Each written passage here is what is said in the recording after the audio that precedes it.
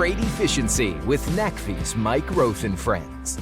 Here in episode 72, we're joined by Daniel Burrows, founder and CEO of TruckLabs, where we talk about the complexities of managing the tractor-trailer gap, the importance of wind speed and direction, and the fuel savings that are possible when the gap is optimized.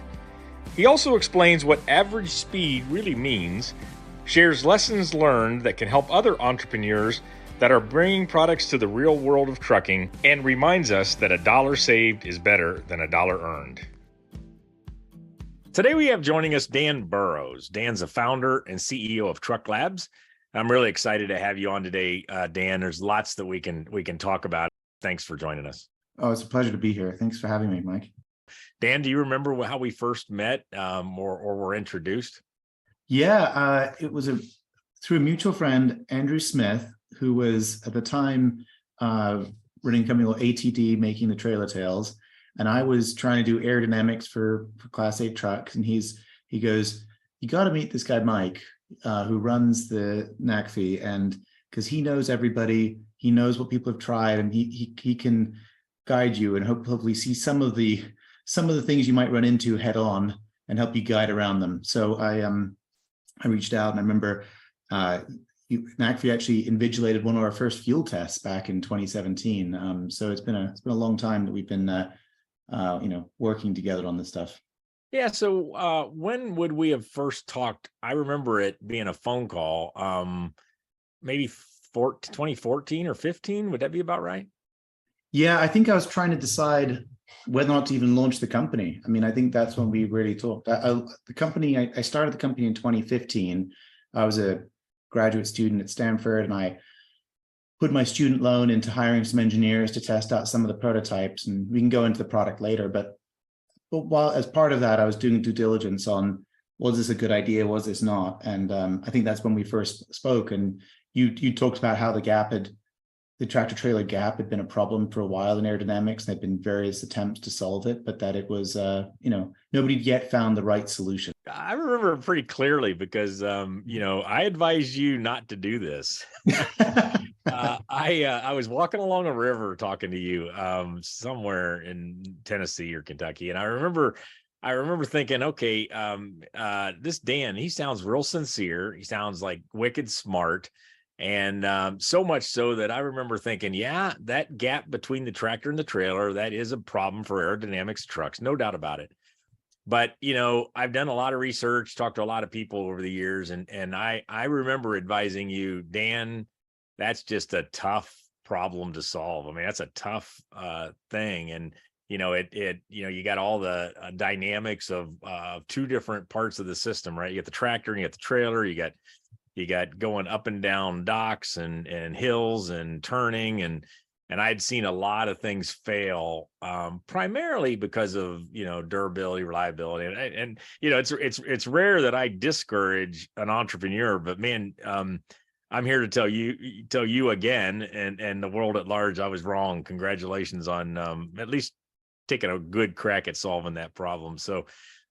Yeah, I remember. Well, Mike, if I'd listened to you, I probably would still have hair. I mean, it's been forewarned is forearmed, and I definitely, I think you helped us avoid some of the challenges, but we've had to learn a lot. I mean, it's, as you say, it's a complicated space, and then tractors, they want to last a million miles. They want to drive in -40 and 140 degrees. They want to, have all sorts of different drivers with no additional training be driving the truck. So you got to factor all that into the design to be as bulletproof and foolproof as possible. And so that's why we made it automatic from the beginning. That's why we put in sensors and all that sort of stuff to really make it a set and leave device that didn't need a lot of driver intervention. I remember you talked a lot about our early products had the drivers doing more involved in the product, and you helped us see that what we needed to do was make it a fully automated solution. I remember that advice particularly.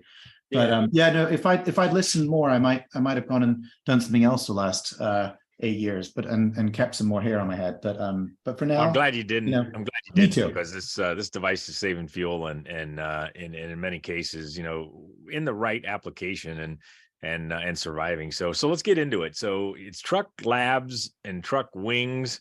The first is the company, the latter is the product. I think I've got that right. But tell us about it and a little bit about the, evolution from that got you to where you are now. Yeah, so yeah, exactly right. TruckLabs is the company. We are a R&D, engineering firm trying to solve customer problems, right? And then our first flagship product is the truck wings, and we have plans for other products, but the truck wings have taken off a little bit, no pun intended. And so we're really right now we're doubling down on those. Yeah, the name TruckLabs indicates that we think of ourselves as scientists and engineers trying to solve problems and bring them to the real world. And then our first product that's really scaling out of it is truck wings. And now we've done 650 million miles on our units across the countries with 5 of the 10 top fleets in the industry.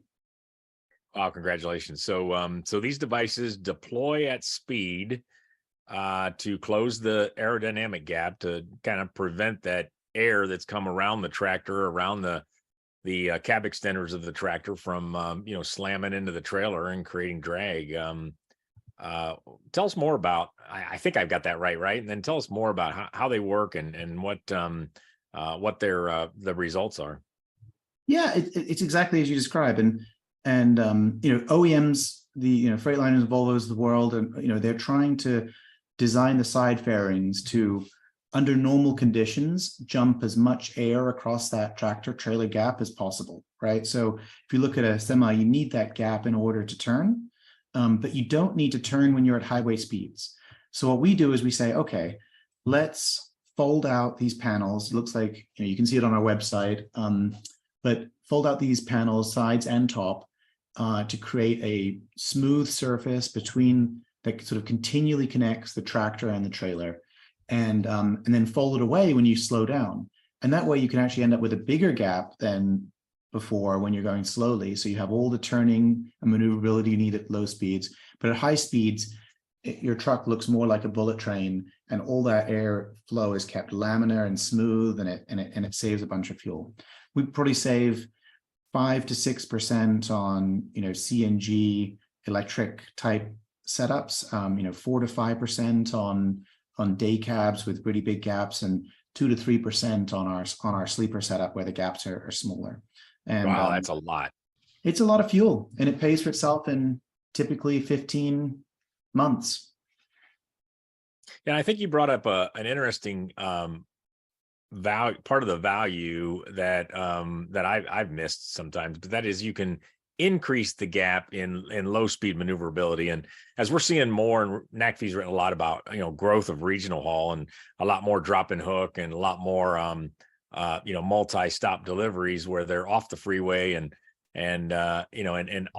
doing deliveries. And sometimes in places that aren't well paved, that they got hills, and so that's always been a battle for fleets. How do I get my tractor trailer gap down to save fuel when I'm on the freeway, but still be, still not damage things? And, these tractors and trailers are expensive if they get damaged. So opening up the gap, you can actually increase the gap during low speed maneuverability. That's cool. Exactly. And, it's funny. Often people say, oh, I'm doing a short regional run, but we were lucky enough to participate in your regional run on less. And one of the UPS trucks there had truck wings on it. And we saw that even if you're doing a relatively short run, maybe 50 miles or so back and forth, you think, oh, I'm not going, state to state. I may not be going, thousands of miles in one direction. The truck wings are automatic. So the driver pulls out, they open up, they do the 50 miles, they shut. That they're getting the vast majority of that time, the truck is actually at 65 or 70 miles an hour. And so you get the return even on these short runs. Now, if you're doing direct store delivery in a town and really doing stops, that won't, we won't help a lot while you're in town. But then when you're running backwards and forwards between depots, we can help. And so it's funny, it's often we're deployed, 85% of the time often on these fleets, even where you wouldn't think maybe that they're doing so much over the road running. Trucks, typically are spending time on the freeway and typically are above 50 miles an hour. Yeah, it's kind of the averages problem, right? Where, if you got a foot in boiling water and a foot in ice water, you're on average, you feel just fine. We see that here where, people say, well, my average mile per hour is maybe 40 or 42 or 45. So these aerodynamics, they don't even, companies like that oftentimes don't even buy aerodynamics, let alone think about the tractor trailer gap. But what you're doing here is basically creating a deployable, you make the truck different at different speeds, somewhat like what we've seen with engine parameter setting and some things that tell whether the truck's going uphill or downhill. You're recognizing when the truck's in the city at low speed versus on the freeway at high speed, and actually changing the configuration of the truck and trailer combination. And that's very interesting. And it's so funny you brought the average speed. Is one of the biggest myths I wanted to bust in the industry. Is, I talked to a fleet, and they, on their standard reports, they have fleet average speed, and often the fleet average speed is, you say, 40 miles an hour or something, and they're like, okay, well, if we're averaging 40 and the truck wings deploy at 50, that means more than half the time I'm not going to be using them. And it's this dumbbell problem, like barbell problem, where you've got lots of high speed and lots of low speed. And so if your average speed is 40, we found that we can be deployed for up to 90% of the miles of the fuel consuming miles, right? Which is the miles where you're on the highway. And so it's it's very funny. It's like that average speed is really not a good indicator. You have to double click on that number and look at the histogram of how much you're spending in each speed bucket: 0 to 5, 5 to 10, 10 to 15. And modern fleet telematics, you can pull that out of any of these systems. And so that's often our first conversation with a fleet is like, let's actually look at your histogram of how often you're spending at different speeds. And often that's a big surprise to fleet operators. Yeah. And I got to share that, one of the reasons I was, trying to help make sure you really wanted to tackle this problem in our first phone call was that, I was concerned about how much fuel can be saved. And, oftentimes when, developers and product development folks in this space look at something on the computer, and even in some early bench testing, and then they move on to the real world, we lose the some of the efficiency. So there's kind of a rule of thumb in the marketplace that cut in half what aerodynamics companies tell you, because they're calculating it based on maybe a single truck or experience in a lab, et cetera. But I think what we find here in this tractor trailer gap is you do get it. And we've hypothesized around NACFE a little bit, and even with some other aerodynamics people. And I don't know if I've mentioned this to you, but we just think that, crosswinds in the real world are underestimated.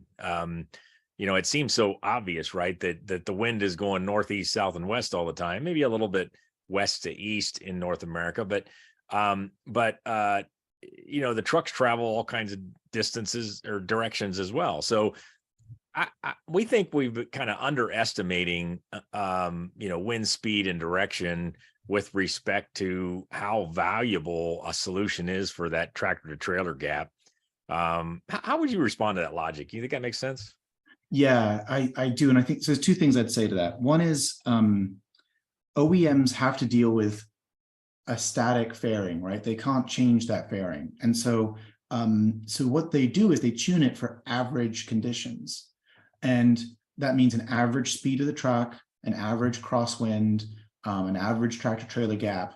And what we find out in the real world when we go to these fleets is that their fifth wheels are all over the place. So their gaps are different sizes. The trucks run between 50 and 75, 80 miles an hour.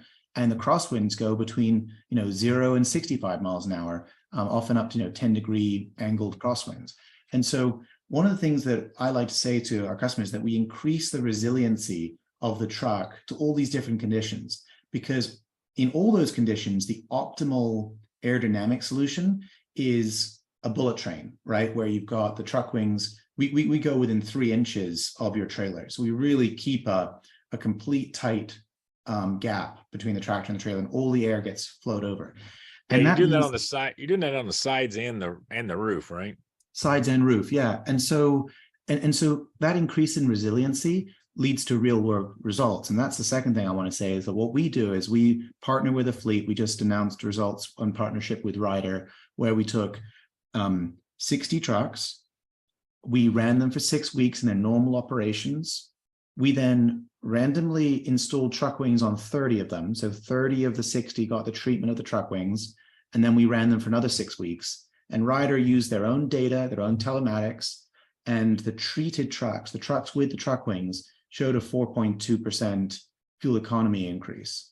And so these are not, we've done the CFD, we've the computer simulations, the test tracks and other things.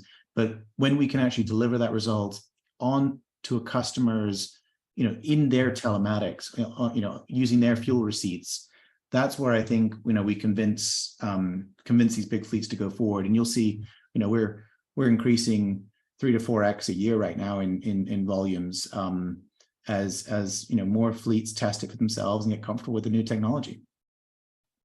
Yeah, keep right on proving me wrong there, Daniel. Hey, so I always like to ask for guests that kind of have been through this. I don't know what you call it in startup language, but you're well through the you're selling products, you've got some scale, you've had some you have customers. You got a few stories or a few lessons that you learned or problems you solved that might help the next round of entrepreneurs bringing products to the real world of trucking. And I'll remind you of one. I mean, I think when in those early days, we asked you and the team, are you ready for the truck wings to be on trucks being towed backwards? And I think, oh my goodness, Mike, you did. I'd forgotten that. Yes. Oh, that was a disaster. Oh my goodness. Yes. So this is what I mean about how, it's great to reach out to, people who know trucking backwards if you're going into new field. I mean, I was new in trucking in 2015, so we were doing a big test, and you guys were out there and mentioned this to me. And at that point, we didn't have that designed in. We hadn't thought of 65-mile-an-hour winds hitting the back of the truck, right? If you're being towed backwards, the amount of pressure on the wings, would actually have sort of, they weren't being held shut at that point. So they would have, opened and, flapped around and caused all sorts of mayhem. And we just hadn't heard of that mode of how the trucks could be. So yeah, we had to go back to the drawing board and make sure that was engineered and tested and that, and now of course we get towed backwards all the time and it's fine. But that knowledge that you had, saved us from a unfortunate learning on the road. And now, now we've got 600 million miles, but we doing them safely requires thinking of all the edge cases, because trucks go through every type of different condition you can imagine. And so we do shaker plate tests, we do accelerated life cycle testing, we do all this sort of OEM level testing now. But when we were 3 guys in the garage, we didn't have the resources to do that. I hadn't raised any money at that point. I was paying for stuff out of my student loan. And so any other similar stories like that you can help the audience think through?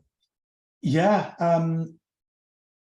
So another one that I remember, this was 2019. So we had several hundred truck wings out there. So we were getting good data, and every one of them is connected and sending data home. So we knew how they were performing well. And then we got a customer call saying, hey, our wings got busted. We slowed, the driver slowed and turned and they were still open. And I was like, that's impossible. They always shut. And I was like, okay. We couldn't figure it out. Call the following week, same customer. Hey, another one of our trucks, the wings got busted because we slowed down and turned and the wings were deployed. And, code red, right? So we closed all the wings on the trucks remotely. And we tried to recreate this error and we absolutely couldn't. And we actually went out to where that problem had occurred and tried to recreate it there, and we could recreate it. And the challenge is if the data link was uploading, and at that particular moment you drove out a cell phone service. So it's like you're on a phone call and you drive out a cell phone service. Our telematics kept trying to connect. It was like, yeah, I'm halfway through a conversation, don't hang up on me. And during that time, it was in a kind of a semi-frozen state, and it wasn't doing the check of the speeds and the safety systems. So it was in this kind of reconnecting state. And it was in that state for about 30 seconds. And if in those 30 seconds you pulled off an on-ramp and turned, it wouldn't have been looking for speed. So we solved the problem. We now always check for speed, and we've got a separate process for doing the data upload, and we make sure that nothing in the data upload can affect the speed. But these are the sort of edge cases that when you start to do 1 million miles a week, 4 million miles a week, 10 million miles a week, you start discovering. And I'd say that that's the sort of thing where I think we could have spent 10 years in the lab trying to design a system that would be bulletproof, but we might not have come across that edge case until we were actually yeah, it's very interesting. It's that early production field experience that you're just not going to find stuff without getting out in the real world. And then you've got to be careful that you don't, like, if you got a really hot popular product, you got to be careful you don't push too many out there with like those issues, or you understand the whole FMEA logic around, is it something you can correct and fix easily or not, et cetera, et cetera. So and luckily this was a software update, so we repaired the 2 truck wings for free, and then we did an over-the-air update and did a software push and fixed it as a recall. So that was, but it was, I think you've got to be, safety is so important, right? So you've got to make sure that you're doing everything safe. And that's where we designed, like, we'd actually tested the wings to failure, where we'd kept them deployed and turned a truck on purpose in controlled conditions to show, hey, if that did happen, the wings would crumple, but it wouldn't damage the trailer, it wouldn't damage the back of the cab. And we can, and so we'd done some testing around it to make sure that it was still safe. But it was, but yeah, you learn stuff from the road, and there's no other way sometimes to do it. And that's where you've got to have a really tight feedback loop between you and the customers. And that's why I think under your advice also, we had each one of our devices connected from day one, so we could actually see in the data what was going on and catch these things early. So Daniel, we always run out of time really quickly. I'd like to close. I mean, we didn't really get into your background much, but if I recall, early in your career and your time at Stanford, you did some real deep sustainability analysis, 10, 15 years ago, before, it was kind of a thing. And so maybe as we close out, tell us a little about that experience and what got you to then make the application of that experience be in trucking. What about trucking was interesting, and what do you see going forward? Yeah, well, I've always loved trucks. I'd never thought I'd work in trucking though, but I've always been fascinated by them. And I remember, going back to I studied physics in my master's in London, and I was running these big climate models, and I don't know what they were showing back then. This was the early 2000s. I mean, it was certainly a lot of scenarios looked really bad for the carbon levels and what we could potentially do with sea levels and things. But it also had huge uncertainties in these models, and they're very tough. They're very, very difficult dynamic systems. But basically, I'd ran enough different scenarios to say, I'm not sure what we're doing, but I'm pretty sure this is a big experiment where we don't know the answer, and that we're going to all live in that test tube. We're going to live in that experiment, and we've only got one planet. So I was like, okay, I'm convinced that I don't want to work on, government policy on this stuff. I want to help fleets improve their bottom line, save money, and that's the way to get to scale. But at the same time, if you can save carbon, I'll sleep well at night knowing that I'm doing that as well. So it was a kind of a twofer for me. I wanted to do well by doing good. I wanted to, help fleets improve, the cost per mile, and every dollar you save on fuel doesn't get taxed, right? It goes straight into your pocket. It drops straight to the bottom line. It's a dollar saved is better than a dollar earned, right? Because a dollar saved doesn't get taxed. So, I was like, let's save dollars, and let's at the same time, let's save fuel. And that's where I started, we spend $130 billion a year on diesel in the US alone. And I was like, okay, that's a big market. And those trucks don't look as aerodynamic as they could be. And